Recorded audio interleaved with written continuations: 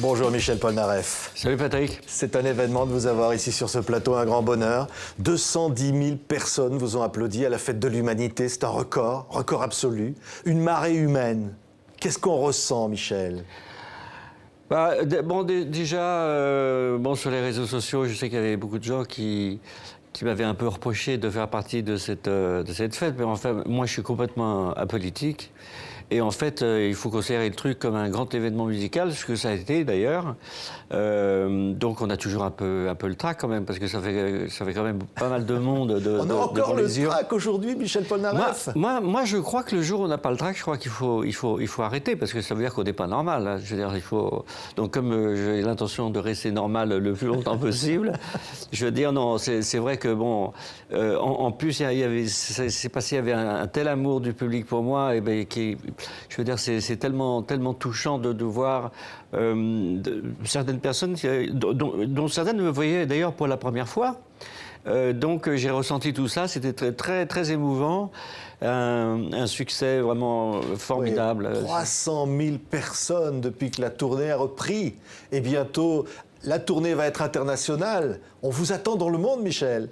Ah oui, j'en profite d'ailleurs d'être sur ce plateau pour saluer tous les moussaillons du monde entier, parce que d'habitude, je parle qu'à ceux en France ou en Belgique ou en Suisse, etc. Mais là, ça me donne l'occasion de les saluer. L'amiral vous salue où que vous soyez. C'était en 1966, Michel, que tout a commencé. Allez, ça fait 50 ans. Ah ouais. 1966, ça rappelle une chanson, une poupée. Ouais. C'est une poupée qui disait pas oui, hein? Non, pas vraiment. Elle dit oui maintenant. Elle dit oui maintenant? Oui. Pourquoi elle disait non à l'époque? Parce que je pensais que comme il y a un certain sens de négativisme des fois dans notre culture, je pense que si ça avait été la poupée qui fait oui, je pense que ça n'aurait jamais marché.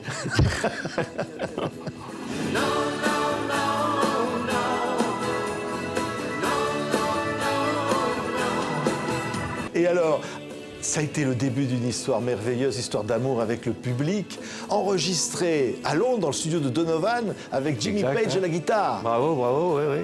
Exact, et John Paul Jones à la basse. C'est vrai que j'avais demandé un truc impossible, parce qu'à l'époque, je ne voulais pas du tout être chanteur, je ne voulais pas être au premier rang. Je voulais composer pour les autres, et puis quand je me suis aperçu qu'en fait c'était plus facile de faire tout soi-même, j'ai cédé à la pression, puis voilà, je suis encore là. Quel succès international cette chanson, elle va être reprise par les Byrds, Scott McKenzie, Johnny, Mylène Farmer, et puis écoutez ce son de guitare, ça vous rappelle... Cock Robin. Oui, mais aussi quelqu'un d'autre, et là, pour le coup qui joue de la basse, et non pas de la guitare, c'est Jimi Hendrix. Exact, oui. Écoutez ça.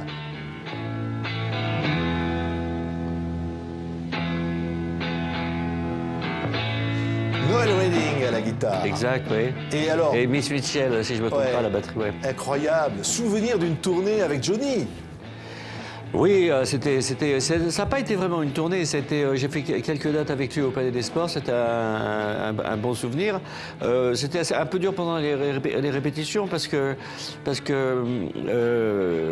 Johnny à l'époque venait pas forcément aux répétitions, et donc je me retrouvais un peu satellisé.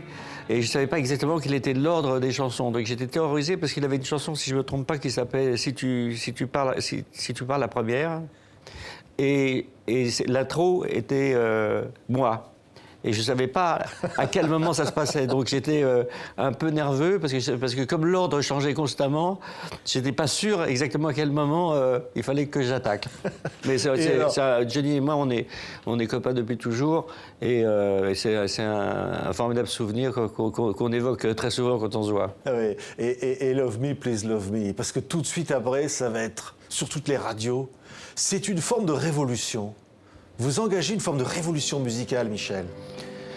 Oui, enfin, sans m'en rendre compte, en fait. C'est-à-dire que j'étais tellement épris de la musique anglaise, de la musique américaine, que je pense, oui, avoir emmené une espèce de compromis entre les deux cultures, anglo-saxonne et française, et avoir un petit peu participé à la fin des yéyés, disons. Ouais.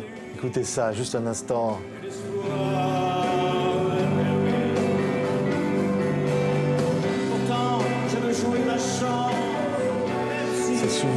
incroyable, hein?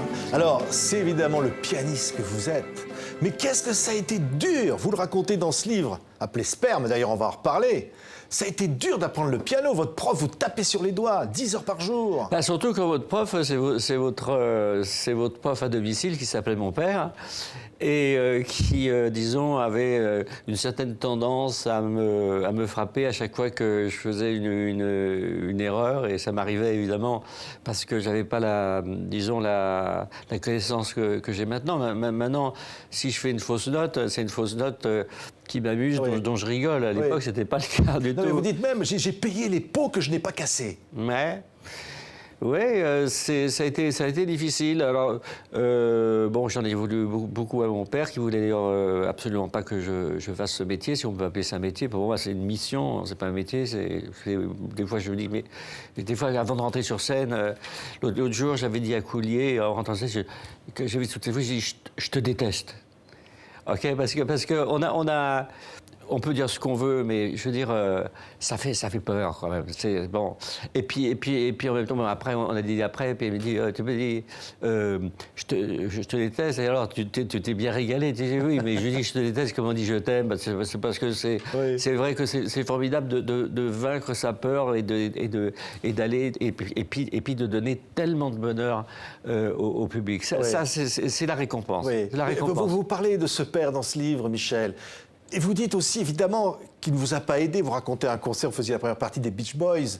Vous racontez tout ça, mais vous dites, après sa mort, un jour, vous découvrez qu'il a une malle. Et dans cette malle, il y a tous les articles, il collectionnait tous les articles de presse sur vous. Ah bah, en fait, je pense qu'il était mon premier fan. On en connaît d'autres qui actuellement le sont et qui disent pas mal de choses pas très bienveillantes à mon égard. Je pense qu'on peut être fan et jaloux, bizarrement.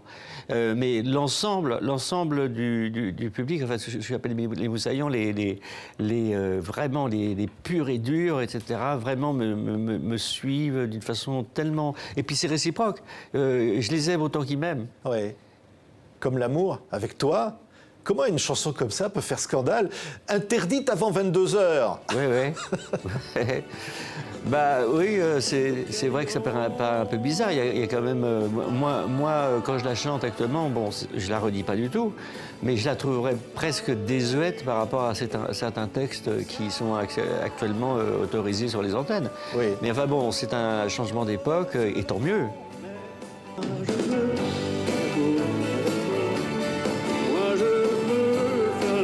Merci, Michel Polnareff. On continue demain, week-end spécial, 50 ans de carrière. À demain, merci. Au revoir.